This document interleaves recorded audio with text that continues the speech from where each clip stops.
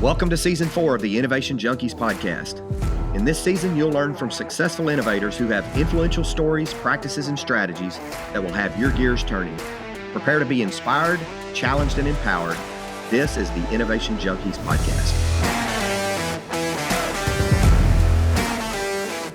Hey guys, welcome to another episode of the Innovation Junkies podcast. I'm Jeff Standridge.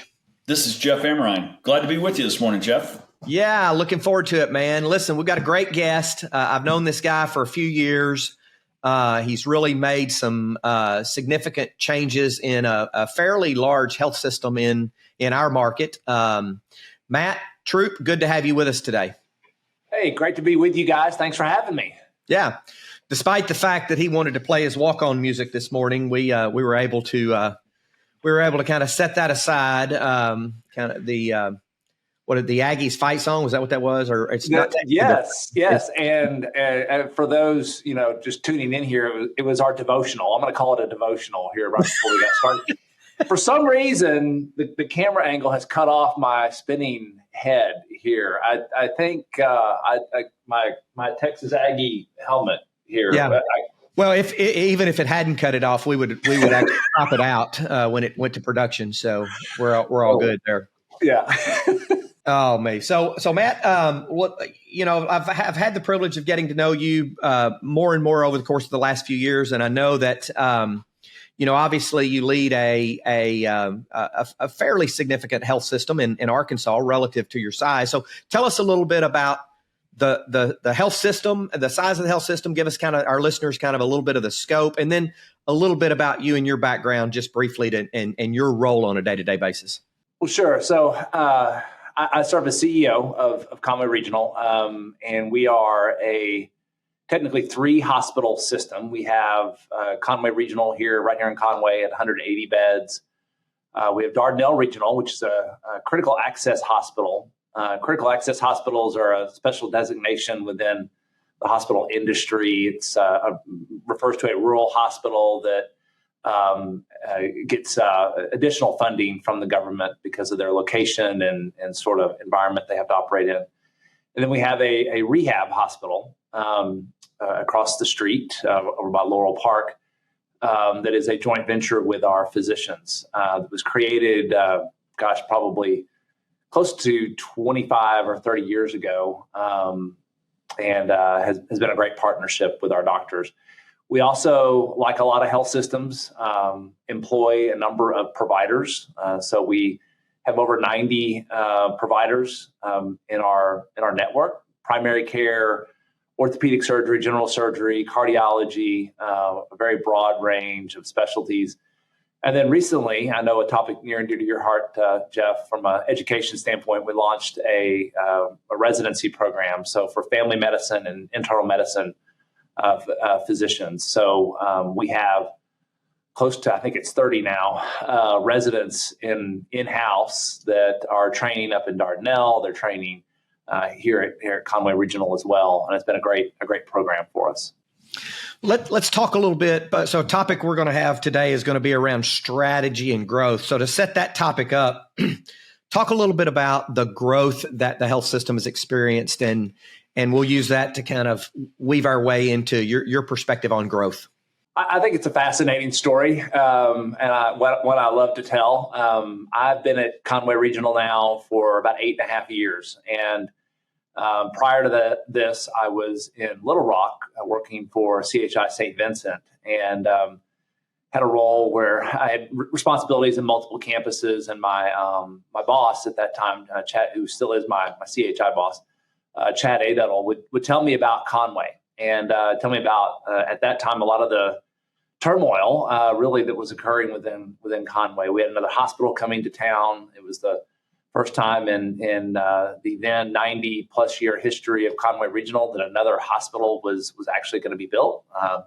And so there was a lot of concern about that. So much that we really came into this, and I say we being, CHI St. Vincent, came into this thinking that this was a contraction situation, a situation where we were going to need to right-size our chassis, if you will, because we were going to lose volume, lose clinicians, doctors, other staff to a competitor. And as I sit here today, we're over 2 times as large today as we were back then. And we really saw the opportunity to tell a better story. And frankly, partnering with not just doctors, but other community members on Conway. Conway is, I know you both know, is a very proud community. People love Conway. They move here. They don't want to leave. It's a city of colleges. It's got a young, vibrant sort of feel to it. And when I got here, that's really what I noticed first and foremost. And if you have that kind of engagement, you have that kind of willingness to work hard and to do what it takes, you can do a lot of great things. And so we turned a situation that initially was a turnaround and kind of shrinking to a size that we thought was going to be our new normal to one where we've been able to double our volume, launch into new service lines, new communities that were underserved, and position ourselves for the future. So it's really been a great story. So clearly some lessons to be learned there in, when the environment and is such that many organizations might hunker down, as you talked about right sizing. You guys took a bold step forward in growth and expansion. So talk a little bit about that and what drove that. It's interesting in healthcare. We tend to be very nice when it comes to competition. We are as a nonprofit, we have a mission that really supersedes competition. But as I said before, I think really what resonated was that we were not going to take this lying down. We weren't going to sit back. And so tapping into that sense of pride. Jeff, I think you've heard a gentleman speak by the name of, and his name just jumped out of my head. But we had a consultant come talk to our hospital, Tom Atchison. Tom Atchison. Yeah. And he has a phrase that if you shoot for happiness, you might get a happy staff, and that's good. You want your staff to be happy, but if you aim for pride, you get happiness kind of thrown in, and job satisfaction. And so we've really emphasized this sense of pride, that we're going to be one team. You've heard in our community, we're one promise. We want that word promise is very intentional to combine and congeal us around a central message and a central theme. And that promise is to be bold, exceptional, and called. 3 components that really resonated with our community. So we're bold for our community. We're bold for our roundabouts, our goofy, idiocentric little things that we have here in Conway, and bold about how we're different. We're going to be exceptional. Healthcare is a continuously improving field. And I don't mean just how we run hospitals. I mean, medicine itself is just iteratively bettering itself, improving itself upon research, upon further, review, which oftentimes changes. And so we're always about providing exceptional healthcare. And then we're called. None of this really matters if we don't have some core sense of calling. Healthcare is too hard. It's too difficult. I can't pay people enough to put up with what they have to put up with in a healthcare environment. It's very, very challenging and exhausting. So we really emphasize those 3 components in our communication and our strategy. We talk about it at every town hall that we do. And it's really important that we all are unified on that theme. And I can't tell you how many times I get that repeated back to me from our staff. And I know it's something we can measure and monitor, and it really resonates. It sounds like you obviously are the keeper of the culture, and you've developed a strong culture. How does that inform hiring? If you have to let somebody go, is that always a component of the talent side of what you do? Yeah, and you used the word I don't ever feel comfortable saying it's that I'm keeping a culture. I really feel like we have a great team here, and anything that I have been able to quote thus far as an accomplishment really has been a team effort. And I think if I've been successful in anything, it's really just engaging people where their heart and their passions are and helping them to be successful. Yeah, so we use a couple of different tools. We partner with a company called Talent Plus on our interview process. This has been something that hasn't been without its fair share of debate, but it's a tool that when people apply for a position, it gives us feedback on their tendencies, their interests, and where we can help them be successful. And so when we onboard folks, we kind of have a good assessment of their skills and their strengths and their tendencies, and that's certainly helped. Also, we like a lot of companies have an onboarding process. Leadership development process is something that we've invested a lot in over the last several years to really invest in our leaders, because our leaders, our day-to-day leaders, are the ones that really have to carry the torch on this. And then we structure.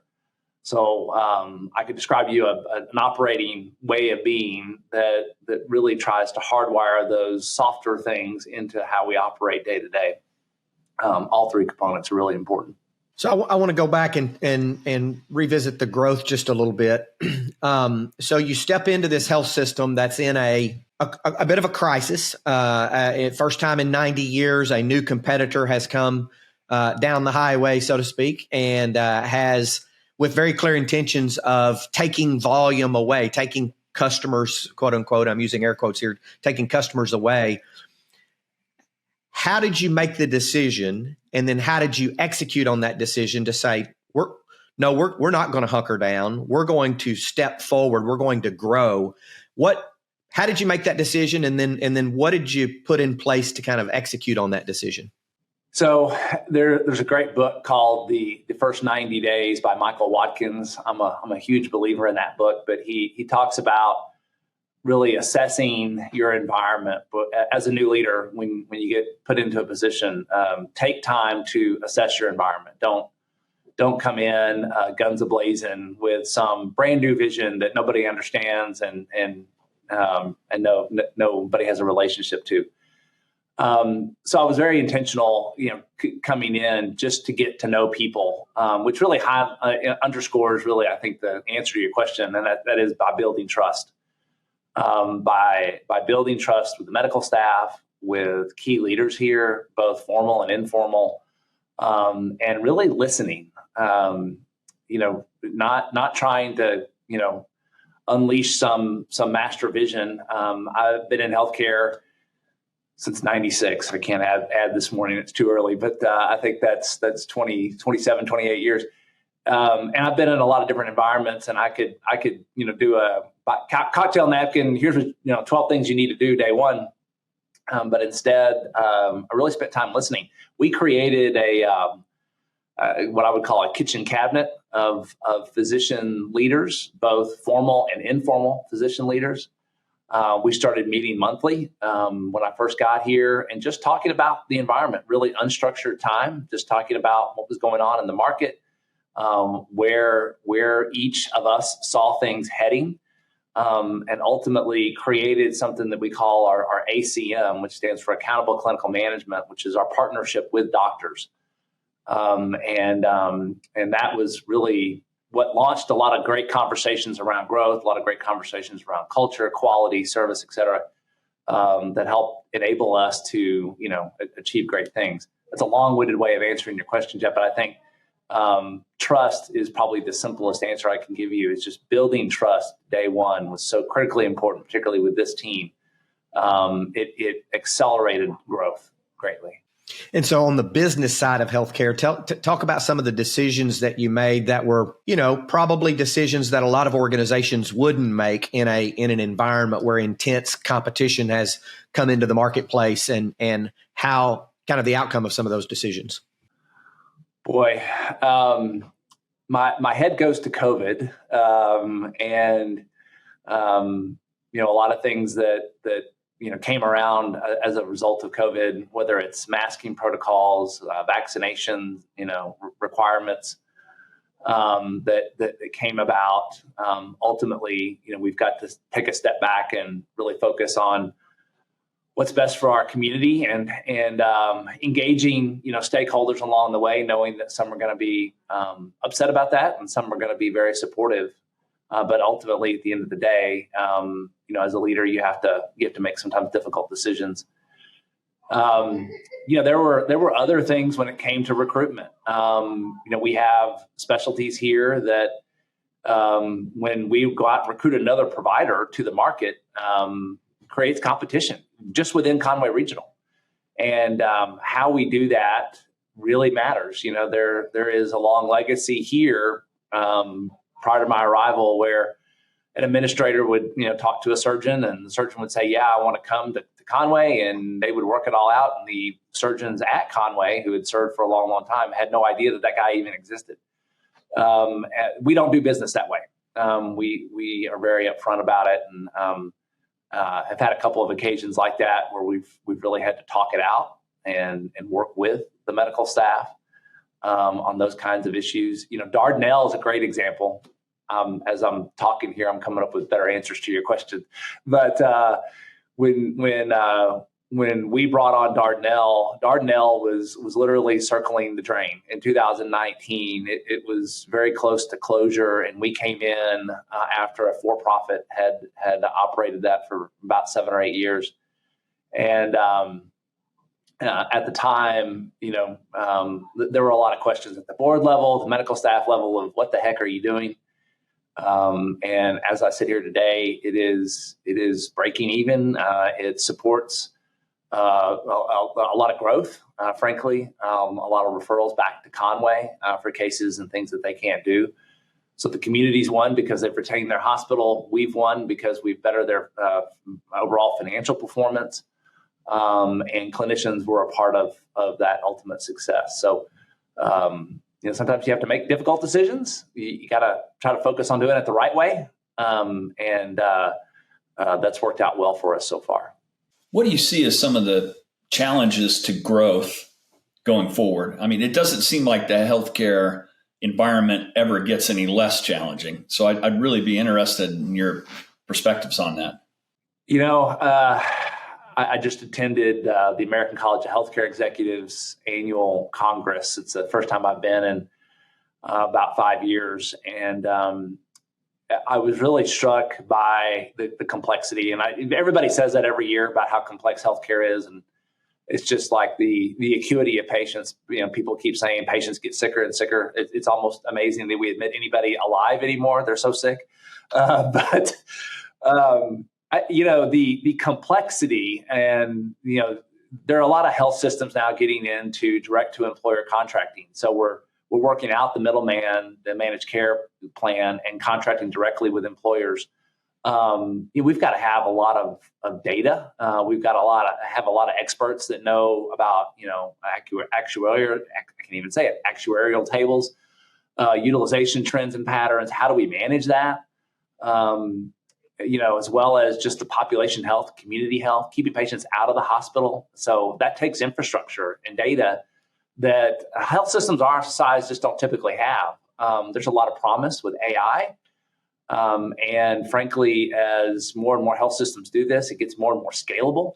So, but that is an interesting, aspect of growth that we're starting to get into, but have a lot to learn for sure. I know quarterly you take your leadership team and your expanded leadership team, which is about 100 or so, 90 or so directors and managers and what have you, off-site to do some leadership development. We talked about that. And we've had the opportunity to run some innovation sprints with your teams over the course of the last few years. Talk about some of the innovations that you guys have brought into the health system over the course of the last 8 years, 7.5, 8 years. Well, all those innovation sprints, Jeff, start with trust falls. So we do trust falls by the masses because they teach that at A&M, right? Right. But forget the part about there's got to be somebody there to catch you, right? Yeah. I'm thinking. You mentioned trust falls at A&M, and I'm thinking of the video of the guy they're telling him, okay, you got to just trust people, and they're all standing behind him, and he falls forward. Yeah.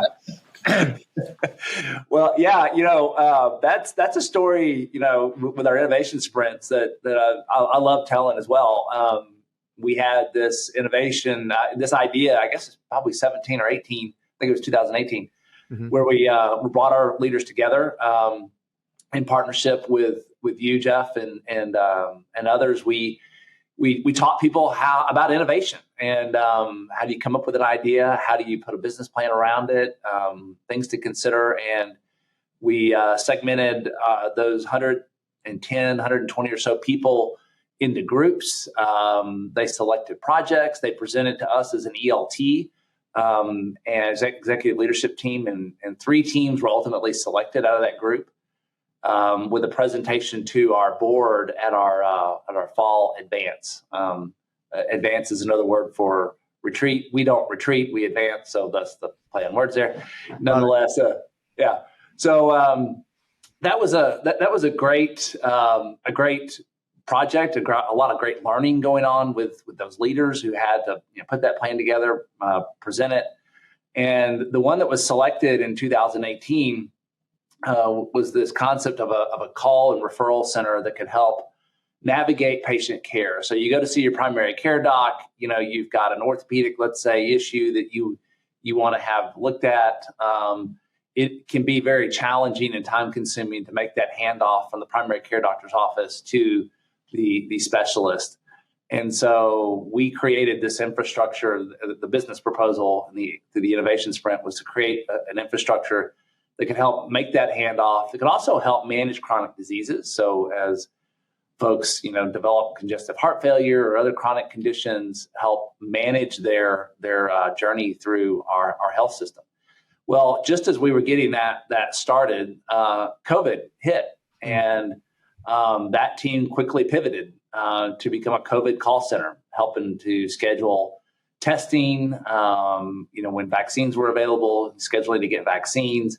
As you all know, we had to be very flexible and nimble in the COVID pandemic, and we had a drive-through for about 18 months, COVID drive-through for about 18 months. So staffing that, making sure that the tests were getting processed, providers were and patients were being communicated with, was a huge effort. But that muscle that we built in that innovation sprint really got applied in a completely different way. And now today, as we've kind of come out of COVID, that team is really refocused. We've invested additional resources into that. And to your point, Jeff this is now a revenue source. This is now a source of growth, because as we've been able to improve quality, reduce readmissions, that's additional revenue to our health system. And it's sort of odd for a hospital administrator to say this, but we want to keep people out of the hospital. And not only is that a good thing to do, the right thing to do, morally, ethically right thing to do, it's also good business. And that really is sort of the transformative aspect of healthcare that keeps a lot of guys like us awake. How do we pivot our thinking from how do I get patients in a bed to spend the night with me in a hospital to how do I keep them out of the hospital? How do we more effectively, cost effectively provide that care? And then how do we help employers save money? Because, frankly, the cost of healthcare for employers has increased 55% in the last 10 years, and that's just not sustainable either. So it's a challenge, but I think a fun one. Really gets you back to the core of why you got in healthcare in the first place, which is to help people be better. Quick follow up on that one. It seems like there with the Affordable Care Act and different things, there began to be some pretty significant disincentives for readmissions and things like that. Do you think so? That's kind of the stick side of the sort of federal incentives for doing right by the patients. But do you think that some of those incentives are going to change towards wellness, towards hospital systems being very intentional about making sure they get good outcomes on wellness and whether or not someone's ever admitted? How do you see that changing? Yeah, it's really interesting. There's a book I read several years ago that compared and contrasted the American healthcare spend versus other countries. And we've all heard this before. We spend way too much in the United States on healthcare, and our outcomes aren't great. Our community wellness isn't great. And really where we differ, if you look at this on two different aspects, if you look at healthcare spend and then community wellness, so things like access to mental health services, access to childcare, access to affordable housing, food, good quality food. When you look at those two things, you add those together, the United States is actually on par with a lot of countries in the world. We spend way too much on healthcare and not enough on some of these other programs. That could be a politically sensitive topic, but the data backs us up. So where healthcare is shifting is really more on, how do we provide those social services, if you will, maybe in a way for our community. We're not going to be a child care provider to the entire city of Conway, of course, but we can certainly follow up with patients. We can ask questions about their resources. Do they have money for food, good quality food? Can we get them connected to a homeless shelter or to other community resources that kind of fill in the gaps? And how do we partner with those organizations to do that? So that's really the shift, and where I see a lot of incentives moving, because effectively we're going to spend this pool of funds in one aspect or the other. How can we do that more efficiently? It seems like the mindset is going towards the causation versus the symptom. Social determinants of health, being preemptive. That makes a lot of sense. Yeah, that's very true. The challenge we have, again, in this country is just it's so heterogeneous. We have a rural community that goes without a lot of basic primary care services. And we have, a community here in Conway that's more affluent and that thinks that every neck, pain or any injury on their body is some life-threatening illness. So you have the really super worried well, and then you have this other population that is so sick they have no idea. And so how do you pivot and serve both communities well is a challenge for sure. So what keeps you awake at night? CEO of a large health system and lots of things going on, 2x growth over the course of the last 5 to 7 years. So you have a fairly large footprint as an organization. What keeps you awake at night? What do you worry about? I think the coherence of keeping a team on the same page and focused. We can have so much going on that a lot of times you can feel like you're spinning your wheels and not getting there. So making sure that the team is all rowing in the same direction, that we're of one accord. A lot of times doctors, hospital administrators, and community members and staff can all kind of be on different pages, have different priorities. And so keeping that same sort of sense of team and commitment and family intact as we grow is something that keeps me up at night. You can get really distracted on politics and people's wants and needs and things that kind of distract you. So those are the kinds of things. But I will say that when it comes to my job, if I ever lose sleep, it's generally because I love it so much and I'm trying to find ways to do it even better. I really feel passionate about healthcare and the great work that we do and the people that I get to be around. These are some of the best people in our community, frankly, who sacrifice so much of themselves and of their personal life to serve. It's a great story to be a part of. So the Aggie football coach situation doesn't keep you up at night. I have been so frustrated for so long that, but in an odd way, and this is kind of, it's germane to your podcast here, with Texas entering the SEC, we're going to restore a rivalry that really, that kind of tells A&M's existence. Why we exist goes back to the very core of our hatred for the University of Texas. Yeah. So I have a feeling we're going to have a whole new spirit and things are going to be great next year. I drink the Kool-Aid every year, even though I get very disappointed, but you have to, if you're an Aggie football fan, a Razorback football fan, or a Navy football fan, it's an exercise in patience and resilience every year. Yes. There's not a lot of celebrating involved for sure in recent times. For sure. For any of us. But you just have this tendency to set expectations way, way, way too high. Exactly. And, this year will be the turning point. That's right. We'll be perennial national champions for the next decade. So. Yeah. My family makes me sit out. We have a TV outside and makes me go outside during the A&M football games because I have to yell and scream and my house backs up to the Tucker Creek Trail. So I'm sure people out on their Saturday evening walk are really concerned about the guy who's completely losing his mind. That's always a good time to take off any of your biometrics too, because it'd be like, I'm about to have AFib and cardiac arrest or stroke. I need to take this off. Yeah. Your family's begging you to go back inside, and your neighbors are calling your wife, begging her to get you back inside. So if we were to just landing the plane here, forecast forward 3 years, from today, what's one accomplishment that you hope the health system makes, or maybe a milestone you hope to see the health system accomplish in the next 3 years? I would say we are the partner of choice.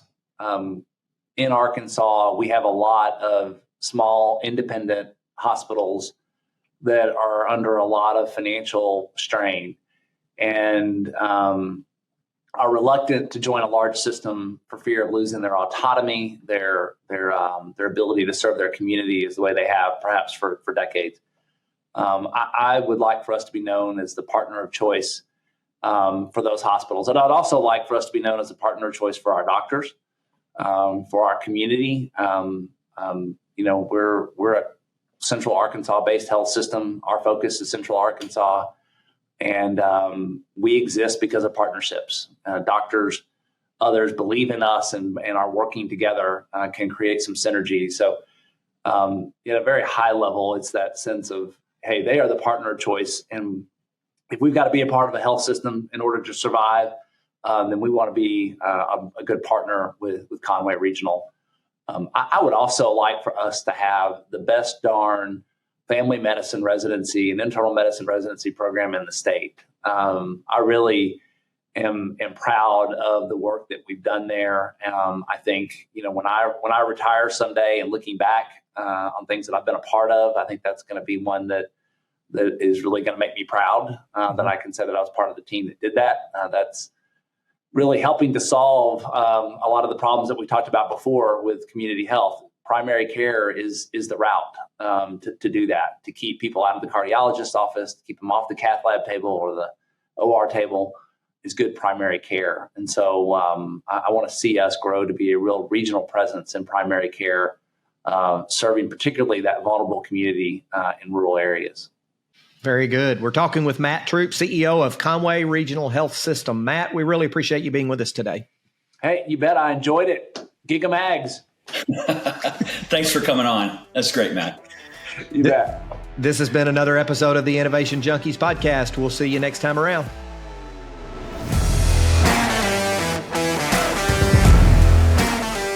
Thanks for tuning in to another episode of the Innovation Junkies podcast. We hope you gained some valuable insights and inspiration from today's conversation. Be sure to subscribe for more episodes featuring leaders in the forefront of innovation, and don't forget to connect with us on social media to continue the conversation. See you next time.